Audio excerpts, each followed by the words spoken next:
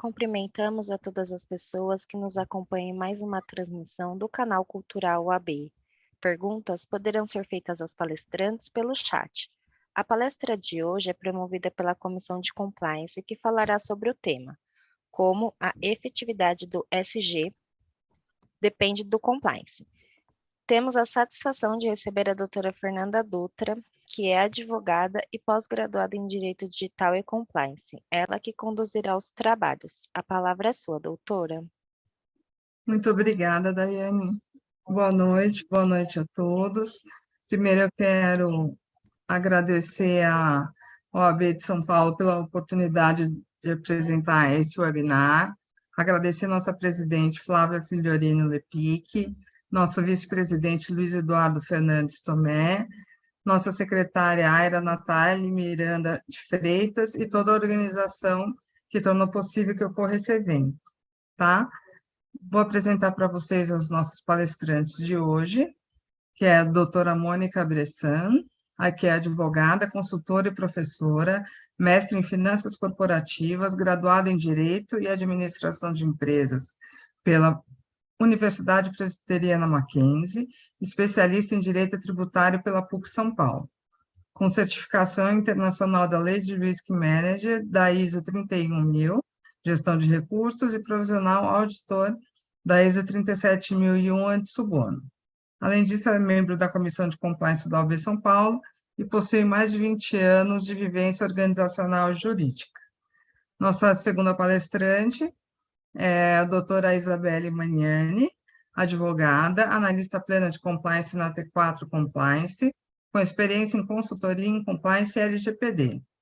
Certificada como analista de compliance pleno, ISO 37301 e 37001. Coordenadora do Núcleo de Compliance CGA, da OAB São Paulo, e vice-presidente municipal da Jovem Advocacia, e membro das comissões de compliance de ESG, pelo IASP, CWC e OAB São Paulo.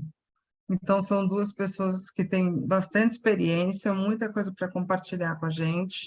Vocês podem fazer as perguntas pelos chats. O que não der para responder hoje, a gente pode responder outro dia para vocês, tá bom?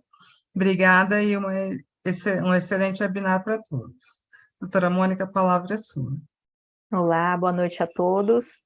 Então, pessoal, antes de mais nada, né, vamos agradecer ao AB a oportunidade de a gente estar aqui fazendo essa apresentação, discutir um pouco sobre esse tema do ESG e a sua relação com compliance. A gente vai ver que tem tudo a ver, né?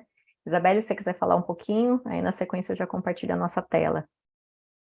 Vamos ser bem sucinta e rápida, né? Eu agradeço a presença de todos, já envio o link para os demais que são interessados nesse assunto, que é um assunto que agrega para profissionais da área, para empresários também, né?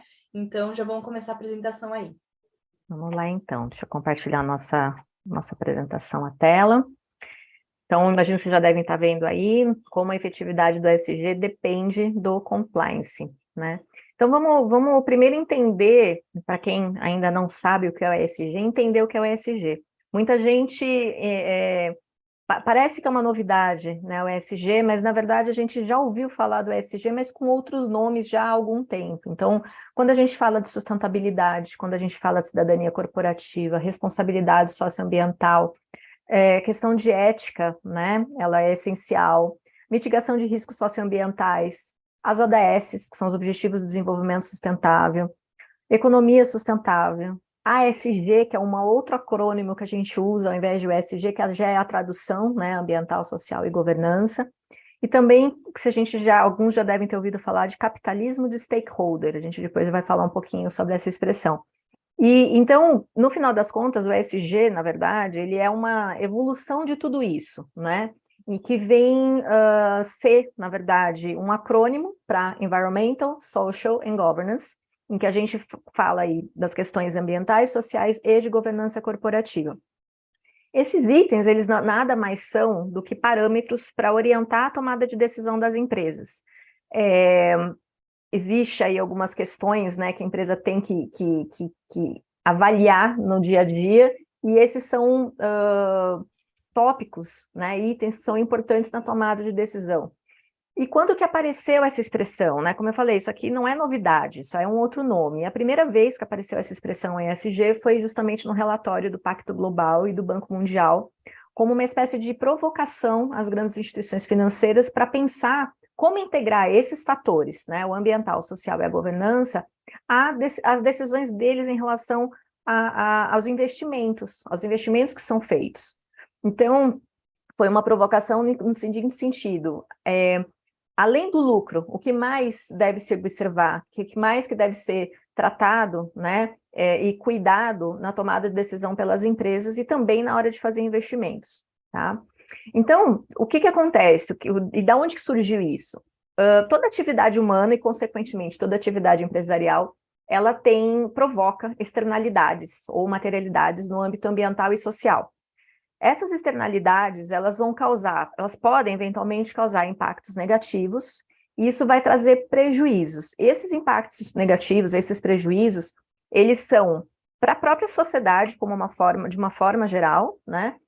Como também para a própria empresa, e a gente vai ver isso na sequência.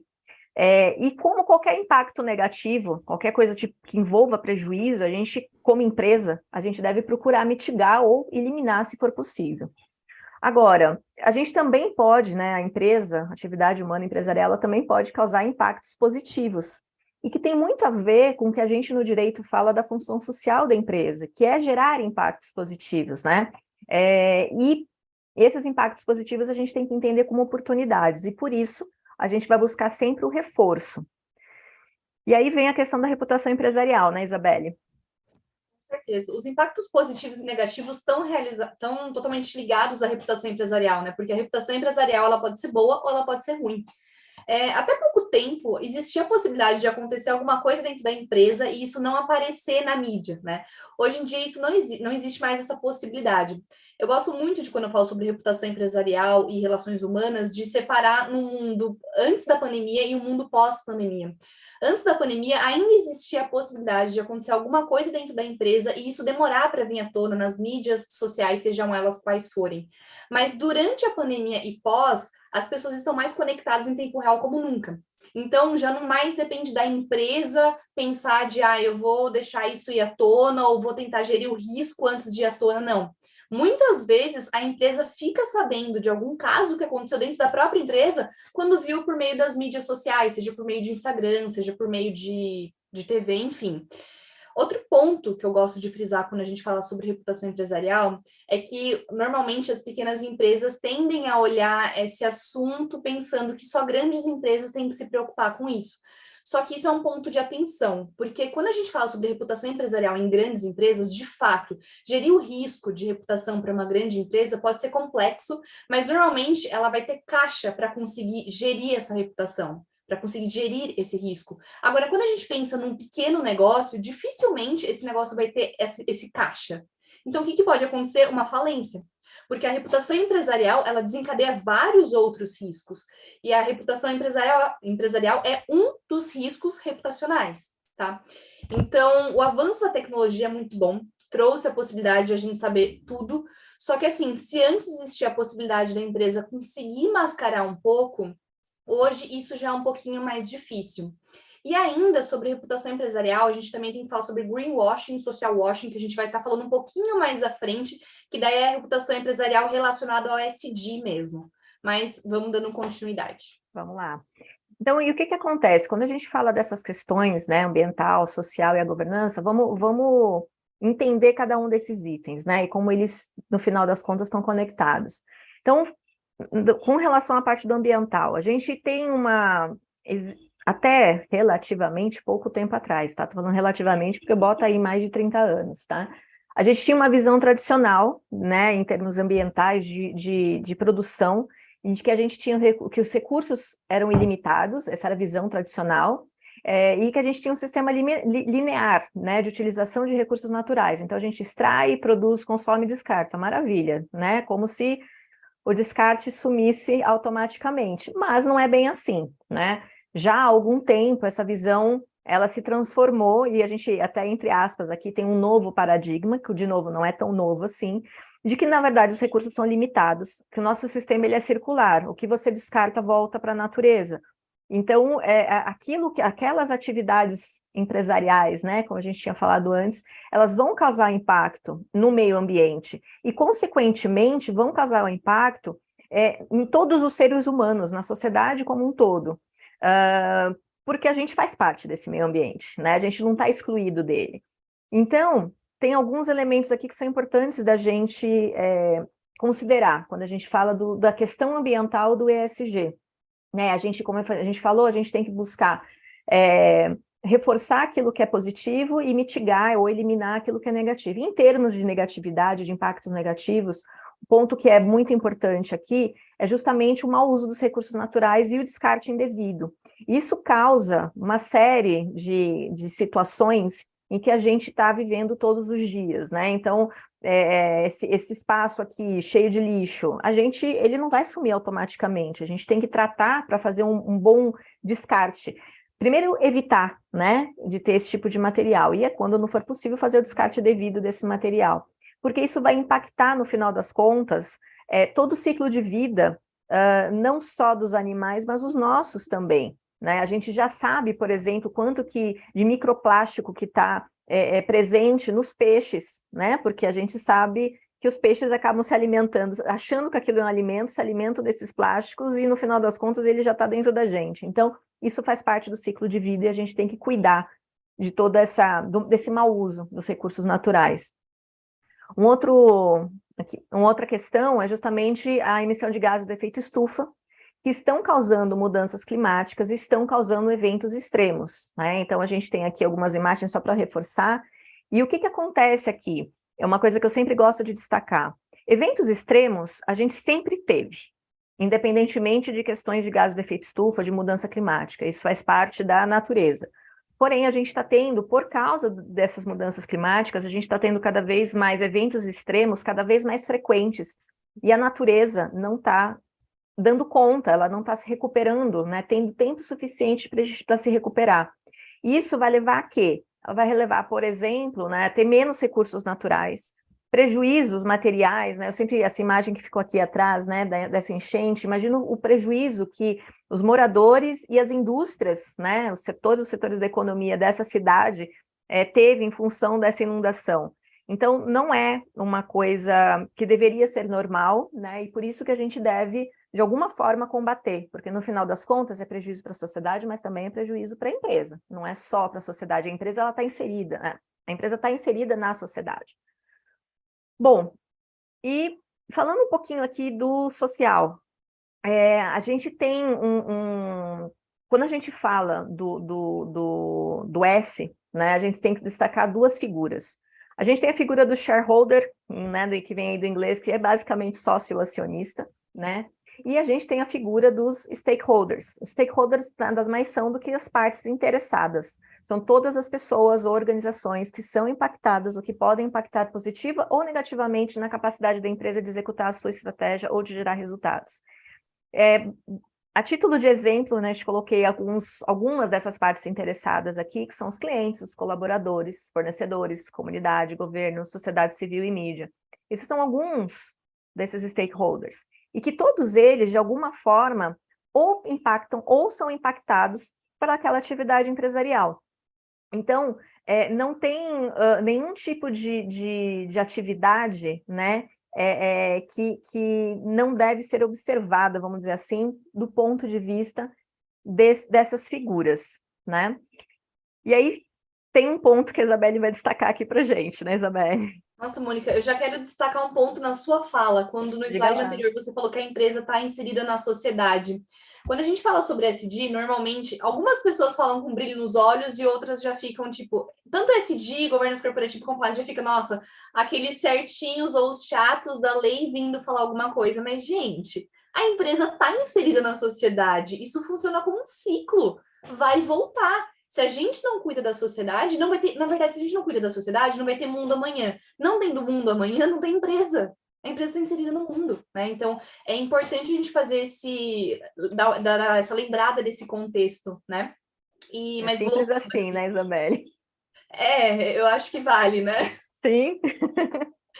Mas sobre essa questão do social, né? Eu acho que você pode passar né? Que vai para a sim. entropia. Aqui. Bom, ESG não é filantropia. O que é filantropia? É fazer ações de amor ao próximo sem esperar nada em troca, né? Falando no nosso contexto, né, no ESG, é abraçar causas sem esperar nada em troca. Gente, ESG não é sobre abraçar árvore, não é sobre ser amigo de todo mundo, não é sobre você ser um monge, não é isso, tá? ESG é fazer negócio, é a busca pelo lucro. A gente tá falando aqui sobre ambiente social e governança, mas não é para vocês ficarem só pensando nisso sem pensar no negócio. É óbvio que o negócio precisa de lucro, mas ESG é pensar no lucro considerando os impactos sociais, ambientais e de governança. Essa é a questão. Então, por isso que ESG não é filantropia, mas a filantropia pode ser uma aliada do ESG. Tá? Justamente porque você vai estar ajudando o mundo, ajudando pessoas. Então, é muito mais do que só dinheiro, é sobre implementar práticas no dia a dia. E aí lá vem, né? Eu sempre gosto de trazer isso para pequenas empresas. Pequenas empresas pensando, ai, nossa, mas isso é algo muito, nossa, ESG não é para mim, é só para grandes empresas. Gente, você tratar as pessoas de uma forma diferente, você já gerir ter política de feedback, sistemas de remuneração, já é um cuidar de pessoas. A gente vai estar falando um pouquinho de cuidar de pessoas um pouquinho mais para frente, tá? Mas só para vocês terem noção que com pequenas práticas a gente já consegue estar em conformidade com a ESG. Você não vai virar uma pessoa não, né? No caso, uma empresa 100% ESG do dia para a noite. E nem tem que ser 100%, mas você tem que estar apto a querer fazer isso e cada dia ir subindo uma escadinha para melhorar isso na sua empresa, né? Eu acho que é esse daqui que você ia comentar sobre as ações que a gente pode adotar, né? Exatamente, como que a gente cuida do social dentro da empresa, né? Então, criando relações com a comunidade, dentro da empresa não, perdão, dentro da empresa com diversidade e inclusão, mas não é fazer política e falar ali nas mídias sociais que você é a favor de diversidade e inclusão e no dia a dia isso não ter. Porque isso vai cair no que a gente está falando sobre reputação empresarial e no que a gente ainda vai falar sobre social washing, tá? Se você escolhe um desses pontos, é escolha, mas assim, tenha a prática disso no dia a dia, tá? Equidade de gênero, saúde mental. Não adianta você falar que você cuida da saúde dos seus trabalhadores, mas você faz uma pressão excessiva dos seus trabalhadores. Ninguém está falando sobre passar a mão na cabeça, mas assim, até onde que o colaborador tem que trabalhar, até onde que você tem que ficar ali atazanando ele, entendeu? Então, assim, tem que considerar essas coisas com uma relação mais empática. Dignidade humana, treinamento e capacitação das pessoas. A gente também vai falar um pouquinho desse ponto mais para frente, mas eu já quero abrir uma coisa aqui. O óbvio precisa ser dito. Normalmente, o que a gente escuta da alta liderança? Mônica, nossa, mas isso é tão óbvio. Como que meu funcionário não faz isso? Como que meu funcionário fez isso errado? O óbvio para a alta liderança só vai ser óbvio para os funcionários quando isso for dito para eles. E não é só dito no ato da contratação, gente. É treinamento, é conscientização periódica. As pessoas precisam lembrar do porquê elas fazem o que elas fazem, tá? Cuidando do trabalho escravo, forçado infantil, assédio moral, sexual, isso também é um ponto que está muito em alta, infelizmente, é um ponto que está muito alto, né? Conformidade legal, não CLT, saúde e segurança do trabalho, que daí está relacionado ao compliance, né? Que a gente vai falar um pouquinho de compliance, a diferença de compliance e governança corporativa.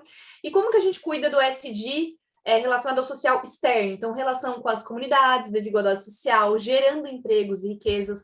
Como eu estava falando anteriormente, quando você cuida do seu funcionário, essa questão de gerar emprego, gerar riqueza para uma outra família, para uma outra sociedade, isso já faz com que a empresa esteja cumprindo de fato a sua função social. Por isso que, né, eu falei aquela frase brincando que eu peguei da Mônica, essa frase, que ESG não é sobre abraçar árvores, gente.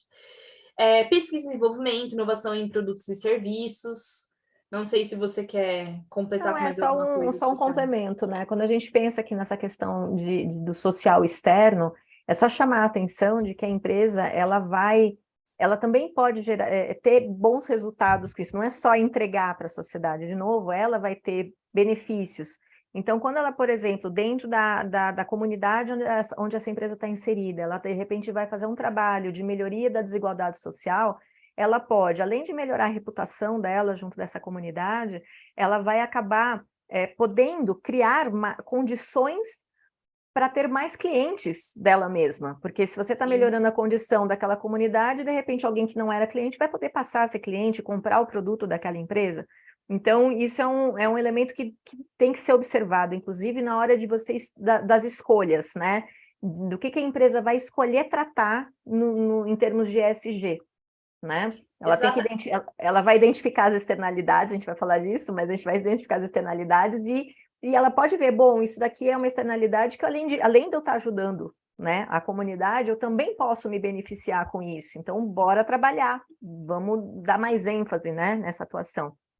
Sim, porque reputação empresarial, gente, é marketing, né? É como as pessoas te veem, é o externo, como que as pessoas estão te vendo. Então, assim, por isso que quando a gente pensa no ESG, no que você vai escolher fazer para as pessoas te verem daquela forma, você vai ver de acordo com o seu modelo de negócio. Não é sair adotando todas as medidas, não tem que ter coerência também nas medidas que a gente vai adotar estrategicamente, né? Exato. Bom, seguindo, então aqui até só para reforçar o que a gente já comentou, né, que ainda tem muita gente que acredita nesse dilema. O que a empresa deve buscar? Maximização de riqueza, ou seja, lucro, ou a mitigação de impactos socioambientais, né?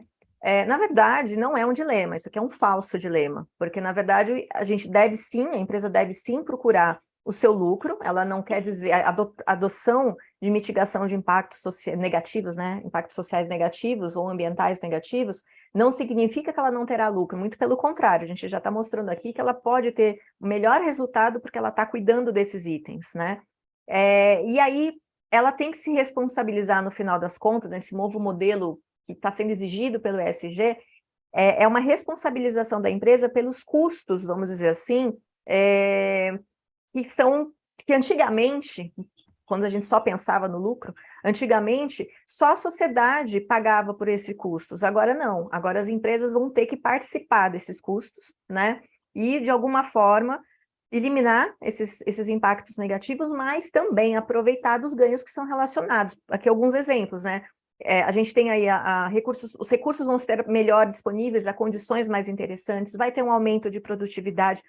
A Isabelle falou bastante, quando você cuida de um funcionário, do trabalho que essa pessoa faz dentro da empresa, de como que é o ambiente da empresa, você vai aumentar a produtividade, vai diminuir turnover, vai diminuir problema de faltas, enfim, então você ganha mais, né? Você vai ganhar imagem, você vai ganhar também na reputação.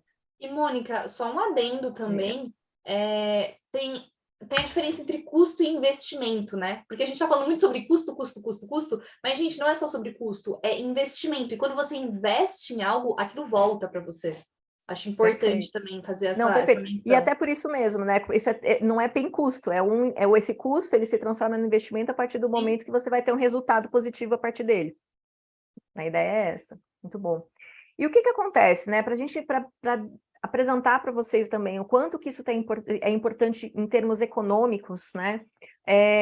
Já há algum tempo, o Fórum Econômico Mundial, ele publica, todos os anos, ele faz uma publicação do relatório relacionado aos riscos globais. E se vocês veem essa tela, né, que a gente colocou aí, no último relatório do Fórum Econômico, que foi de comecinho desse ano, que foi apresentado comecinho desse ano, a gente pode ver aí que dos 10 riscos, né, de curto, nos prazos aí de 2 anos e de 10 anos, curto prazo e longo prazo, a maior parte deles dizem respeito justamente à questão ambiental e à questão social, né, e dos mais diferentes itens aqui, seja a questão, justamente que eu já comentei, desastres naturais, problemas de mudanças climáticas, problemas de fontes, né, crise nas fontes de recurso. Então, tudo isso é risco econômico.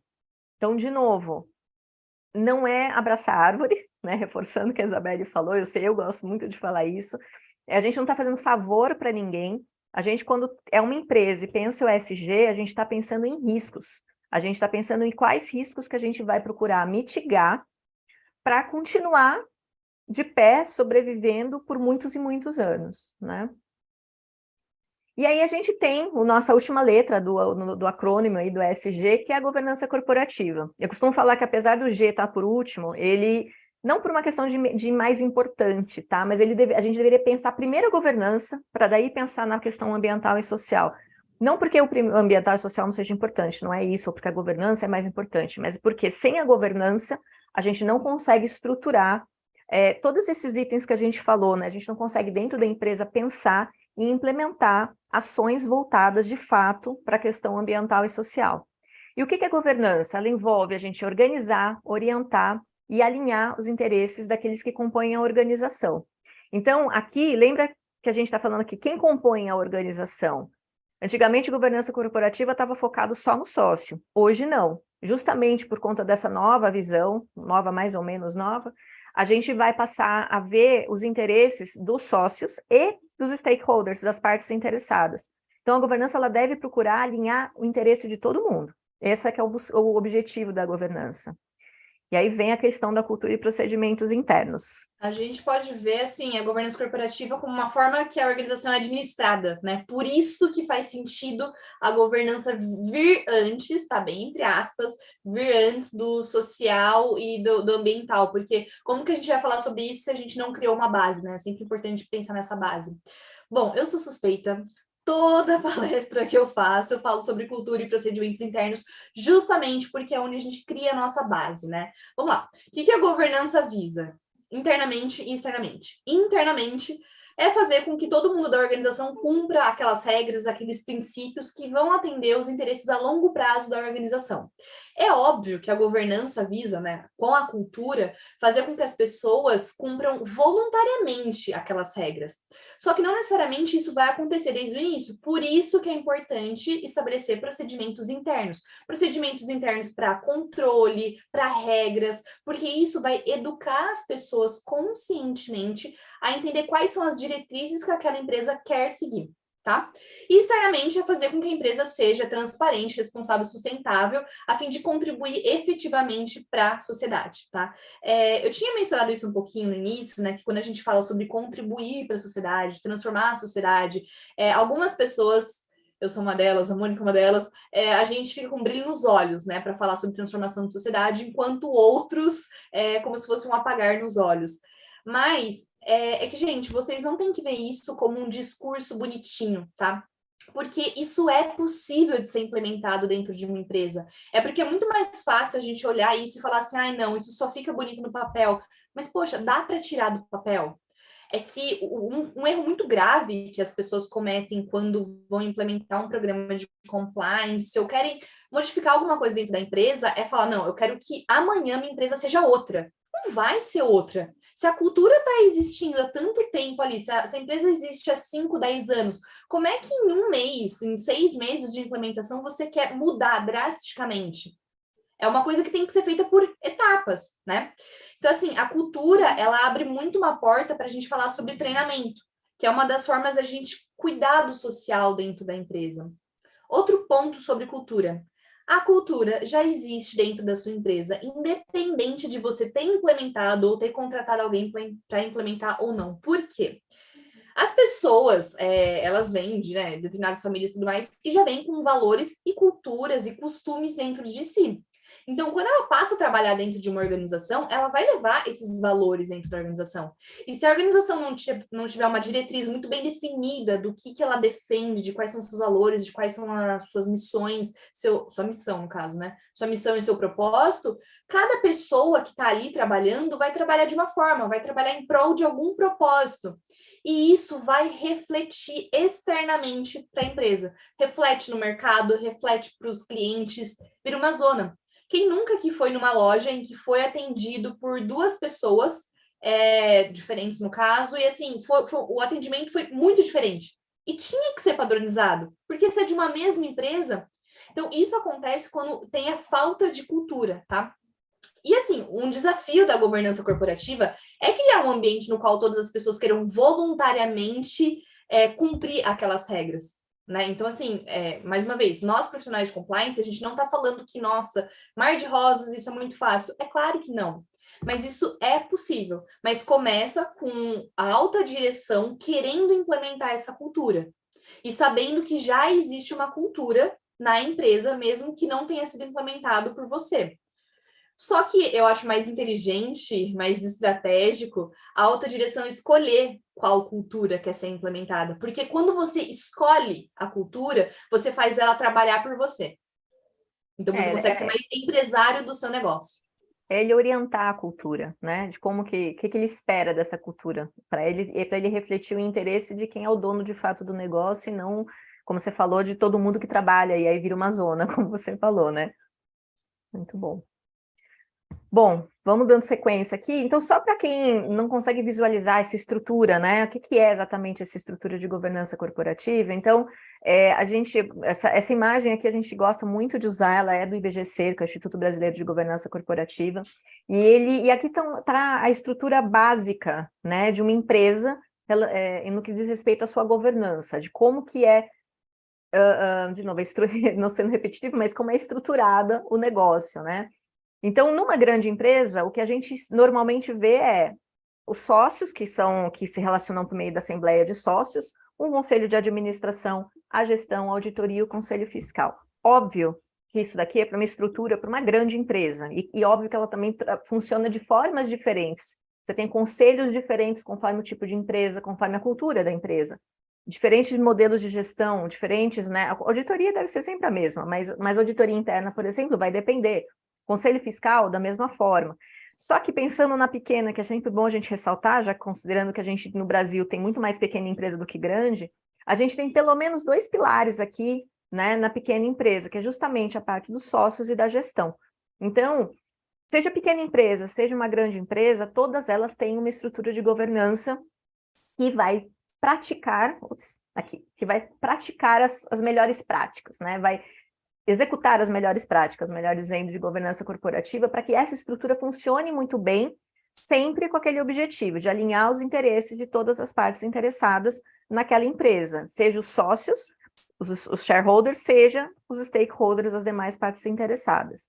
E sempre, quando a gente fala de melhores práticas, a gente está falando que ela tem que seguir 4 princípios básicos. Qualquer boa prática deve seguir o princípio da transparência, da equidade, da prestação de contas e da responsabilidade corporativa. E é justamente o ponto aqui da responsabilidade corporativa que a gente precisa destacar, né?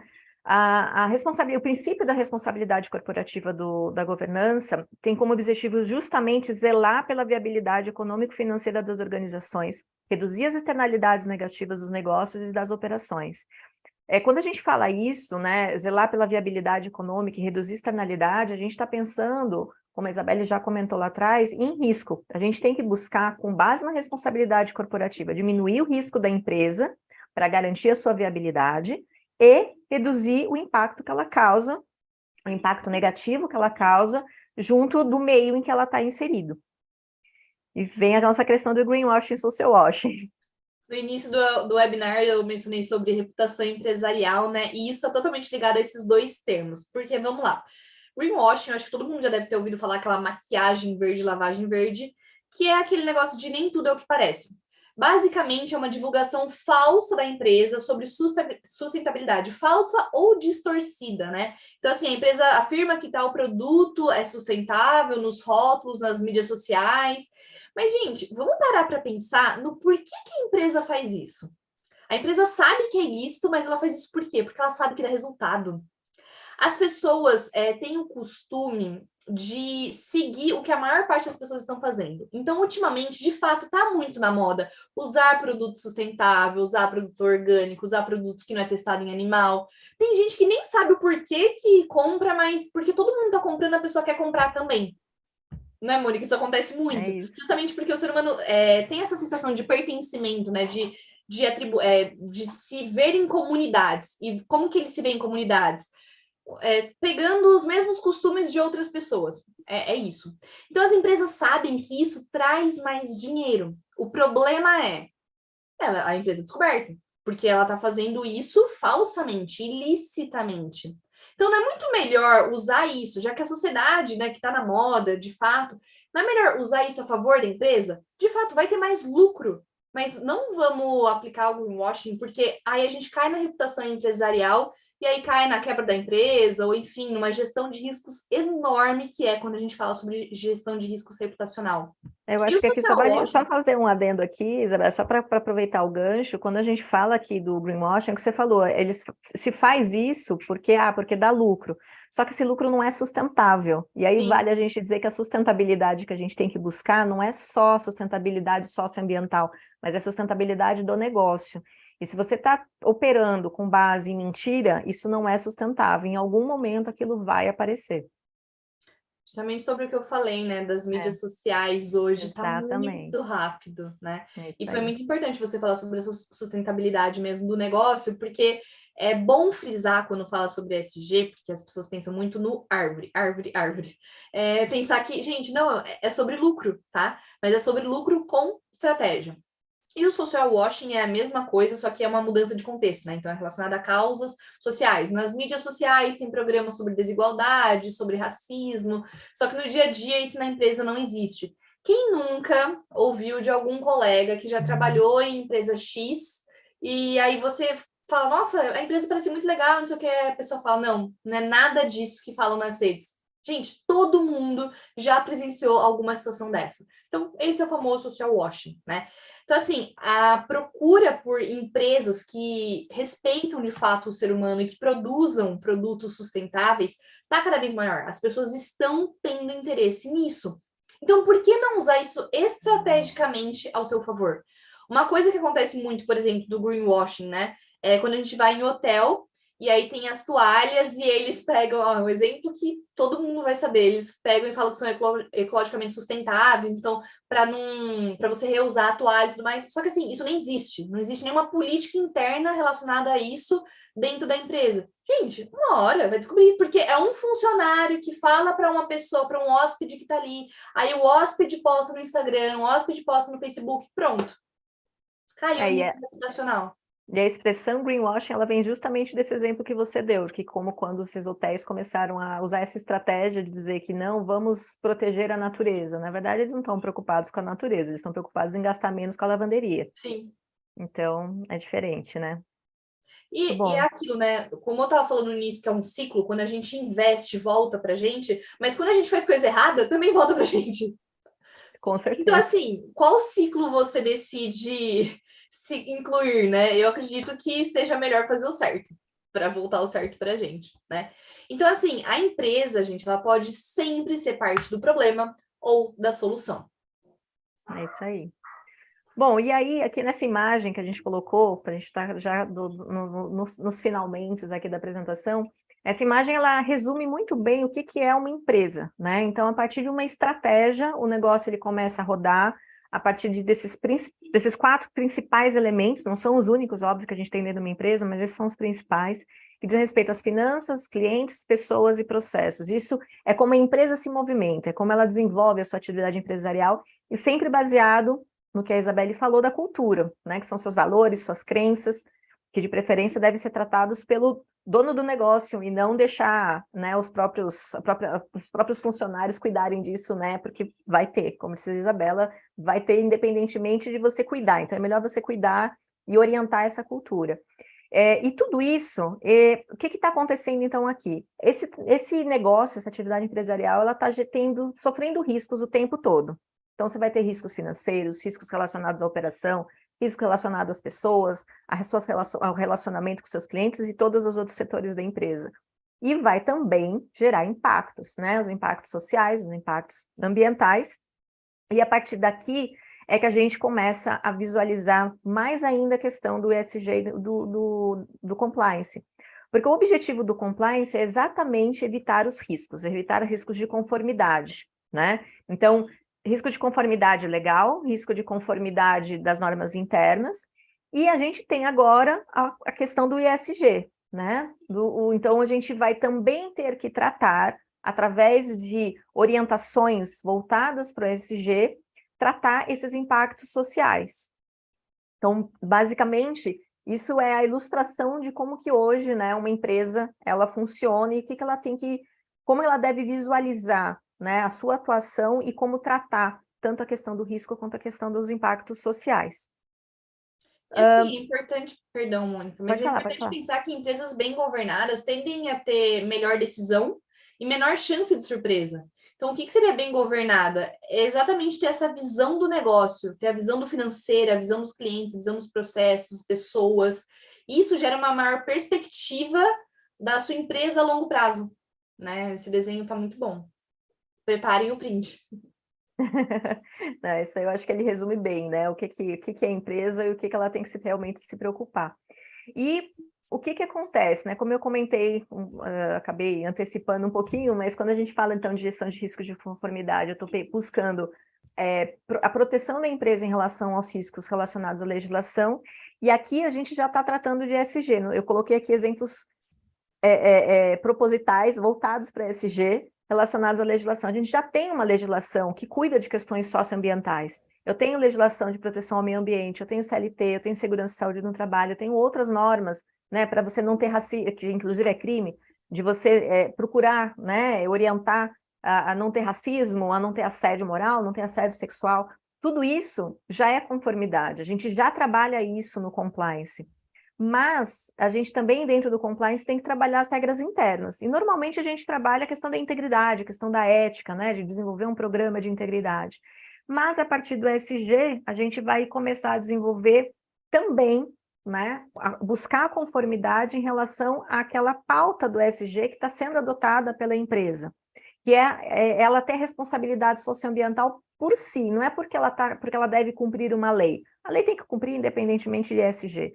É ela estabelecer quais são as regras de proteção de proteção socioambiental que ela vai adotar, que ela escolhe adotar. Então, aqui é que pega a questão, né, o nosso tópico principal da efetividade do ESG por meio do compliance, porque é o compliance que vai, primeiro a empresa vai estabelecer quais são essas regras, né, o que ela vai estar cumprindo em termos do ESG, que não é só a legislação, e aí e o compliance vai ter que trabalhar em cima disso.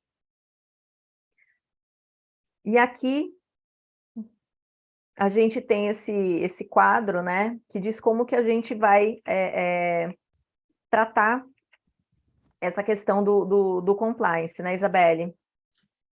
Basicamente, mais uma vez, identificar os riscos, né? Então, assim, identificou o risco, é impacto positivo, então você vai pensar qual oportunidade que você pode ter com esse risco, né? Então, você vai reforçar sempre, porque não é, nossa, isso aqui tá legal no meu negócio, deixa. Não, gente, usa métrica, mensura essas métricas, né? E vai reforçando sempre.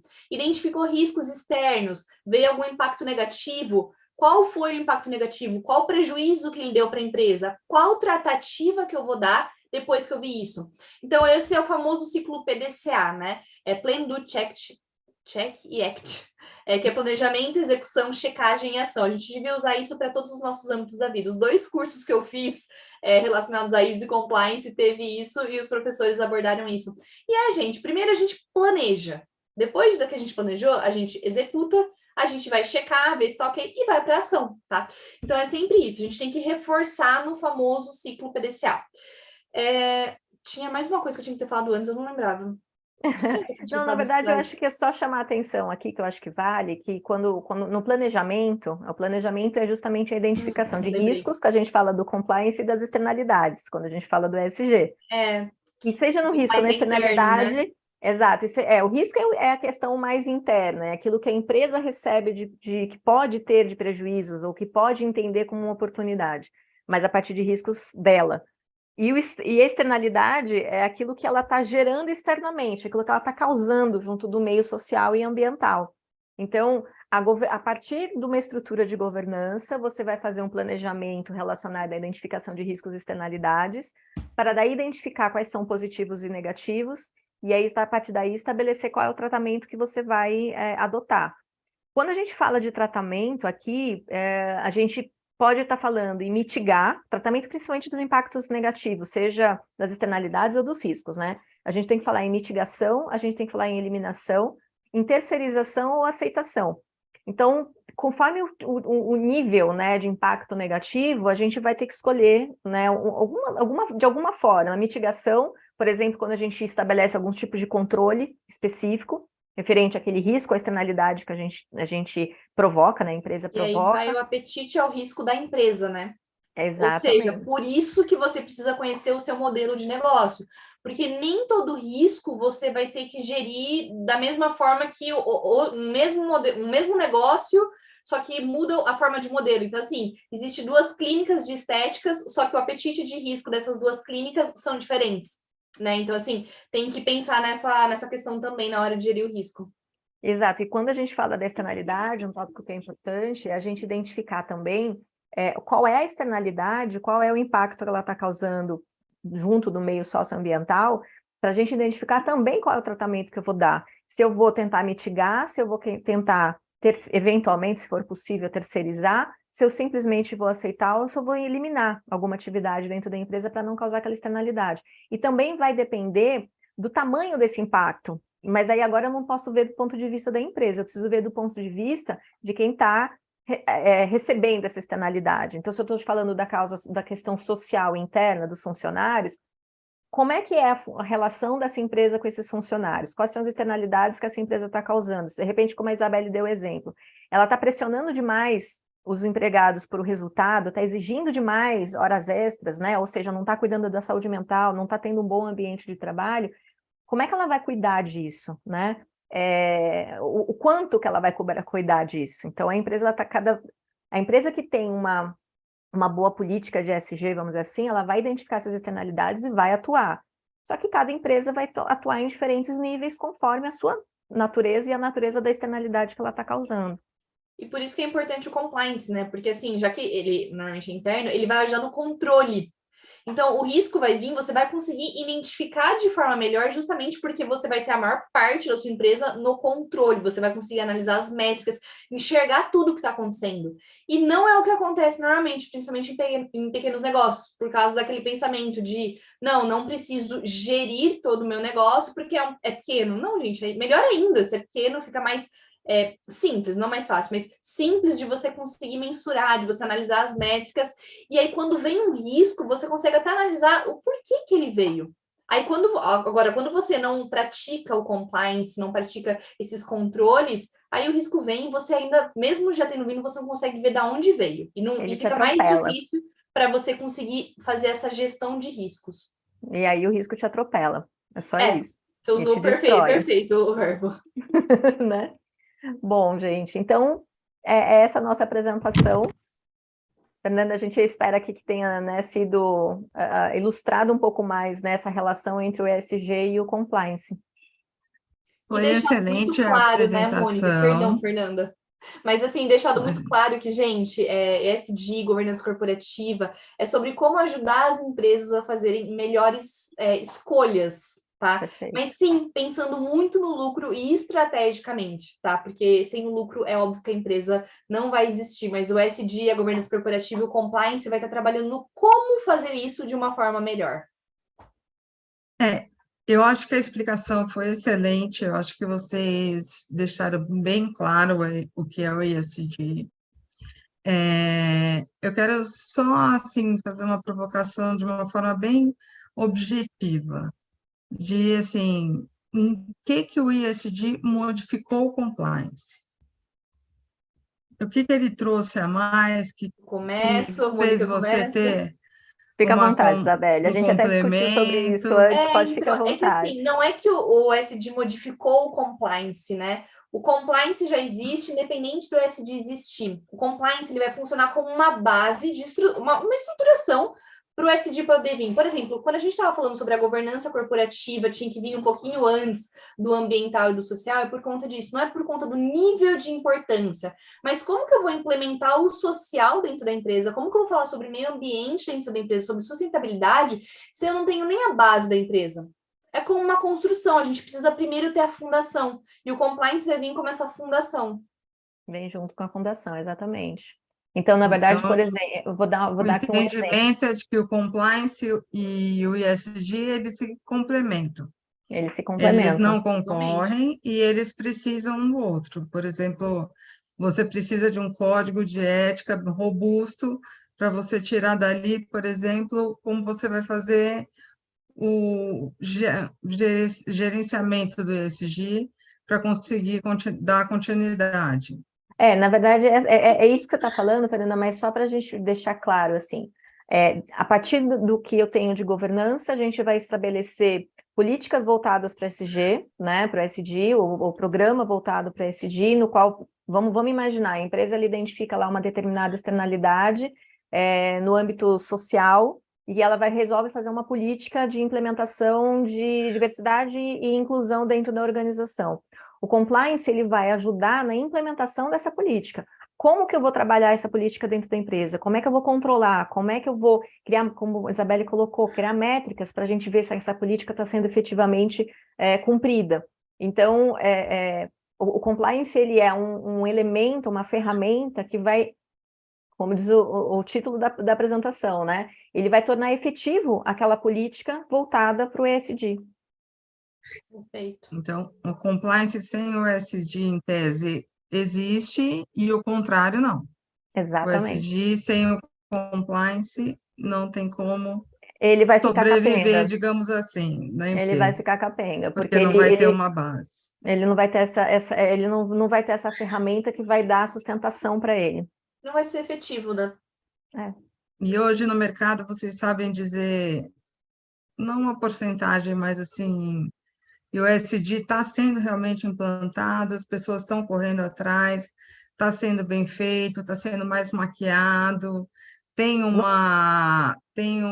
órgão que verifica se você Não fez, se tem não órgão, fez. não tem. Existem algumas certificações, mas elas ainda não, pelo menos não me passam ainda tanta segurança. Ainda tem muita empresa aqui no Brasil que está patinando. Tem algumas que têm preconceito em relação ao ESG por causa daquele dilema, do falso dilema, na verdade, que a gente comentou, que não, isso aí é que eu brinco do abraçar árvore, porque Abraçar é uma árvore. questão de preconceito. A pessoa acha que é isso, acha que é só vou ter que dar dinheiro para os outros, eu vou ter que pensar em desigualdade social. Não é pensar em desigualdade social, é pensar na externalidade que você causa e que você pode trabalhar para melhorar o ambiente que você tá inserido, que você vai poder gerar melhores resultados para a empresa. É isso, mas as pessoas têm preconceito e não conseguem ainda ter essa visão, né? E é uma É visão de muito longo novo, prazo. de certa forma é muito novo ainda, né? Assim, Nessa como associação, vocês sim. falaram, já existe há muitos anos, mas Uhum. o boom dele, a obrigatoriedade, E o esse boom crescimento dele chegou agora, E né? esse boom, ele veio justamente de uma exigência, principalmente das empresas e das organizações europeias, né? Além da própria ONU, mas principalmente das organizações europeias. E lá isso já é uma preocupação, né? A Europa, ela já tem as empresas europeias, os governos europeus, enfim, a sociedade como um todo, ela já tem uma visão diferente dessa questão, desse dilema, desse falso dilema. E aí, elas agora passaram a exigir das outras empresas com quem elas se relacionam a implementação de ações voltadas para ESG. E por isso que agora parece que caiu como uma bomba, né, aqui no Brasil, essa questão do ESG, Uhum. porque a empresa que não tiver ESG, ela não vai conseguir vender para muitas empresas lá fora, porque essas Acontece o empresas efeito estão cascata, né? exigindo. Exato.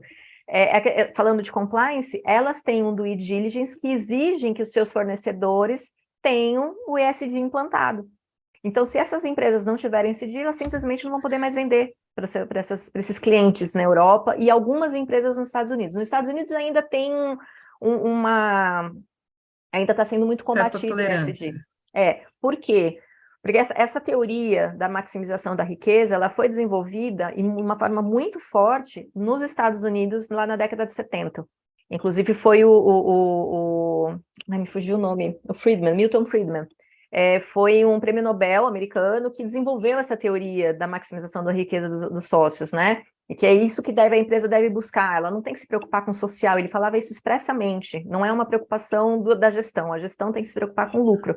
Então, essa ideia, esse conceito do ESG nos Estados Unidos, ela está sendo combatida. Muitos estados, tem estado, se não me engano, o estado da Flórida, ele está colocando algumas normas que vão contra o ESG. Só que ele não está vendo essa questão toda que a gente colocou aqui, que isso é uma questão de sobrevivência no longo prazo, ele está pensando no curto prazo. A gente tem que pensar o Não está ESG pensando no futuro, né? é o futuro, é longo prazo, é o impacto, sustentabilidade no longo prazo.